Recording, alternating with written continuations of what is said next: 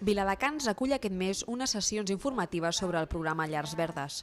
Aquesta iniciativa, organitzada per l'Associació Mediambiental Barnamil i l'Ajuntament, té com a objectiu oferir una base a partir de la qual es puguin desenvolupar futurs tallers sobre sostenibilitat. Però en aquesta ocasió el que estem fent a Viladecans és convocar a diferents tècnics d'ajuntaments de Catalunya, a representants d'associacions, institucions públiques que podrien desenvolupar el programa en el seu entorn i que tenen ganes de conèixer-lo més a fons. Llavors explicarem la metodologia, explicarem el funcionament més tècnic, no? En aquesta primera sessió, les talleristes de Barnamil han presentat la metodologia de Llars Verdes. En la segona trobada es tractarà l'anàlisi de les dades dels tallers i en la darrera sessió es presentaran les actuacions que es poden fer per estalviar aigua i energia a la llar. Llars Verdes és un programa de participació i formació pràctica sobre sostenibilitat a la llar.